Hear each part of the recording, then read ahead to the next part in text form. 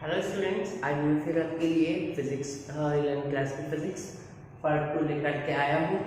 और जिस किसी ने भी पार्ट 1 नहीं देखा हो वो डिस्क्रिप्शन बॉक्स में जाकर के लिंक से देख सकता है। और ये जैसा कि मैंने बता ही दिया था कि जो हम पढ़ रहे हैं फिजिकल वाइज यूनिट फर्स्ट का पहला चैप्टर पूरा थ्योरेटिकल है। और इसके बाद का अगला टॉपिक हमको जो आज पढ़ना है वो टॉपिक है physics in relation to other branches of science.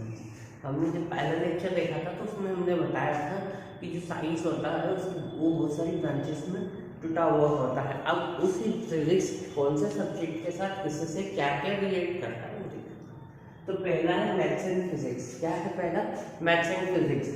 अभी जो मैथ्स और फिजिक्स से ही कैसे एक दूसरे के साथ डील करते हैं, इन दोनों के बीच का रिलेशनशिप है। तो maths and physics not possible to understand the fundamental laws and principle of physics.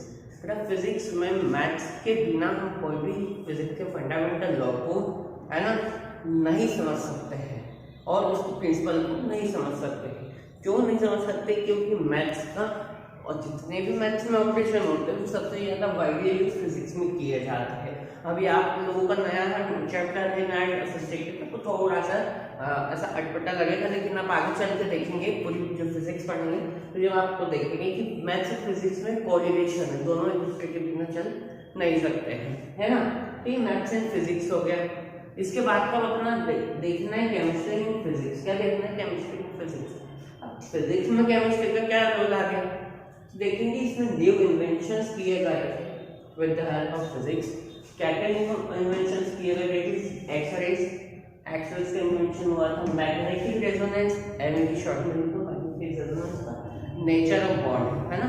और इसी में एक और चीज ऐड कर सकते हैं अपन कि फिर केमिस्ट्री में ही क्या होता है, अपन पीरियोडिक टेबल पढ़ते हैं। आप लोगों ने 10th में भी पढ़ी होगी, 11th में फिर पढ़ोगे पीरियोडिक टेबल पढ़ी होगी, जिसमें फर्स्ट एक क्या होते थे, एलिमेंट्स होते थे, है ना। तो उन एलिमेंट्स की पोजीशन क्या है, उनका नेचर क्या है ना। यहाँ पर नेचर ऑफ बॉन्ड लिखा है, लेकिन उस पर्टिकुलर एलिमेंट का क्या नेचर है, कौन सा नेचर शो करता है ना। फिर मैग्नेटिक रेजोनेंस भी आता है कि किस वजह से, मैग्नेटिक रेजोनेंस की वजह से क्या क्या उसमें एलिमेंट में चेंज हो रही है। नेचर ऑफ बॉन्ड, जो भी एलिमेंट बॉन्ड बना रहा है वो बॉन्ड का नेचर क्या है, कोवेलेंट बॉन्ड है, इक्विवेलेंट बॉन्ड है, वो सारी चीजें हमको इसमें देखना होती है। फिर आता है बायोलॉजी एंड फिजिक्स। बायो के साथ फिजिक्स का क्या रिलेशन होता है? तो inventions of microscope and electron microscope. आपको बता दो कि अब फिर बायो में भी तो हम माइक्रोस्कोप का यूज करते हैं बैक्टीरिया को देखने में या किसी आधार पर ऑर्गेनिज्म को देखने के लिए जिसको यूज करते हैं माइक्रोस्कोप का करते हैं। माइक्रोस्कोप तो बायोलॉजी से कार से रिलेट करता है, लेकिन फिजिक्स के साथ क्या रिलेशन है? तो इलेक्ट्रॉन माइक्रोस्कोप आया। क्या है? इलेक्ट्रॉन माइक्रोस्कोप आया। माइक्रोस्कोप का अपडेटेड वर्जन कह सकते हैं पर इलेक्ट्रॉन माइक्रोस्कोप है। Then after X rays in medical.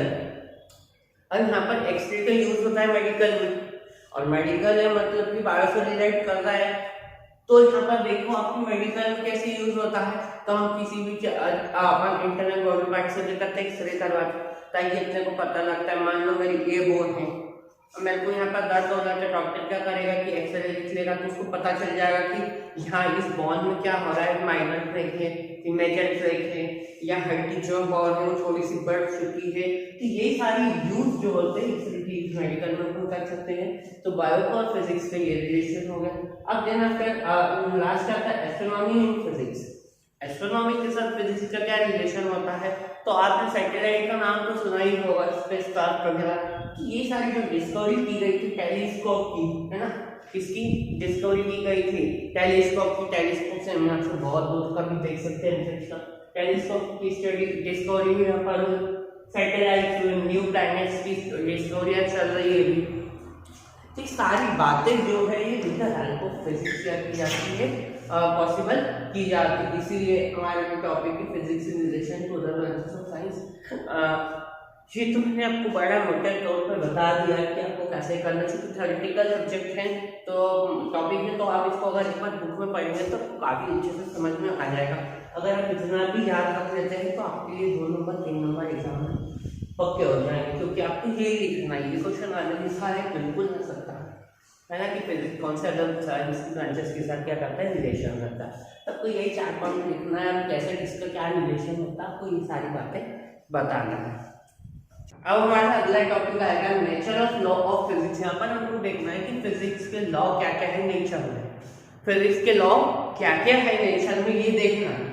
Physics के 5 लॉ दिए हुए हैं, कितने लॉ? 5 लॉ दिए हुए हैं, और इन्हीं 5 लॉस के ऊपर हमारा क्या है, तो पूरा फिजिक्स टिका हुआ है। 5 लॉ क्या क्या है उनको हम एक एक करके यहाँ पर देख लेते हैं। पहला लॉ कहता है कि all fundamental laws of physics are universal in nature.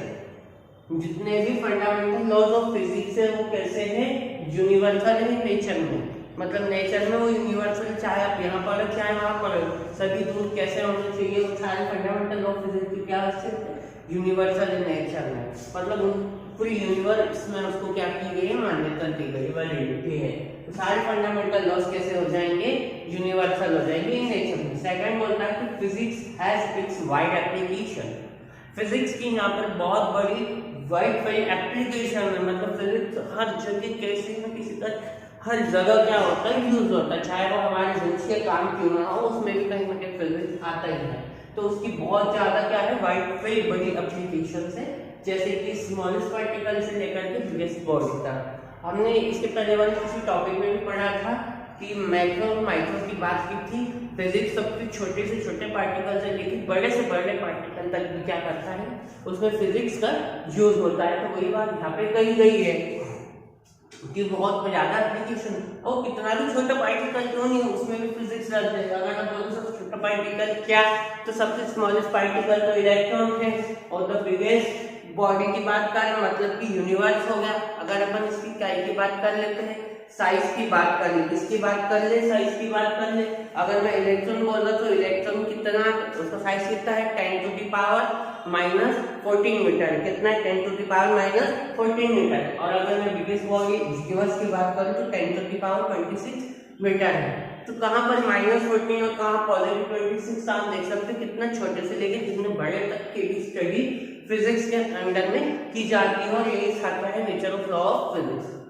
अगला देखिए थर्ड वाला, in nature there are 4 basic forces. Nature में 4 बहुत बेसिक लेवल के फोर्सेस प्रेजेंट होते हैं, है ना। उसके बाद में तो आप देखते जाएंगे तो बहुत सारे फोर्स आते जाएंगे, लेकिन बेसिक 4 फोर्स होते हैं। पहला होता है gravitational force, electromagnetic force, strong nuclear force और वीक न्यूक्लियर फोर्स। ये 4 टाइप से क्या होते हैं, फोर्सेस होते हैं। शायद चारों के फोर्सेस के बारे में आने वाले यूनिट्स में, फिजिक्स के यूनिट्स में आप पढ़ेंगे। ग्रेविटेशनल फोर्स क्या होता है, ये ऐसा मैंने शब्दों में लिखा है, आप समझिए, force force force force. Strong nuclear force, weak nuclear force क्या क्या होता है, 3-4 फोर्स की बात हम करेंगे आने वाले वीडियो में। तो फोर्थ जो लॉ कहता है, चौथा जो लॉ है वो कहता है कि some physical quantities which do not change with time is called conserved quantity। Physics में ऐसी कुछ फिजिकल क्वांटिटीज होती है जो समय के साथ साथ बदलती नहीं है, और अगर समय के साथ साथ नहीं बदल रही है तो ऐसी क्वांटिटी को हम कंजर्व्ड क्वांटिटीज कहते हैं। क्या कहते हैं, कंजर्व्ड क्वांटिटीज कहते हैं, मतलब वो संरक्षित क्वांटिटीज कही जाती है। या हम देखें कि ऐसी कंजर्व्ड क्वांटिटीज की स्टडी को ही हम कंजर्वेशन ऑफ लॉ कहते हैं। इन्हीं कंजर्व्ड क्वांटिटीज की स्टडी को, पढ़ाई को ही हम क्या कहते हैं, कंजर्वेशन ऑफ लॉ कहते हैं। कंजर्वेशन ऑफ लॉ तो आपको बहुत अच्छे से पता होगा, आप अभी 11th में केमिस्ट्री में पढ़ेंगे भी तो आपको और क्लियर होगा। Conservation of law of mass, conservation of law of momentum, है ना, ये सारी चीजें आप अभी आने वाले यूनिट्स में आप पढ़ेंगे। फिफ्थ जो इसका लॉ कहता है, the law of physics, the law of physics do not change with time and they remain invariant each place। अभी अपन ने देखा कि समय के साथ साथ बदलता है नहीं, जो फिजिक्स के लॉ होते हैं कि समय के साथ चेंज नहीं होते हैं, और वो कैसे रहते हैं, रिमेन इनवैरिएंट, मतलब कोई भी बदलाव अपने आप में करते नहीं है। कोई सी भी जगह इस प्लेस में वो क्या करते हैं, कोई भी चेंज नहीं करते, इसीलिए वो कैसे कहलाते हैं, इनवैरिएंट। तो ये आपके 5 लॉ है जो nature of law of physics के अंडर में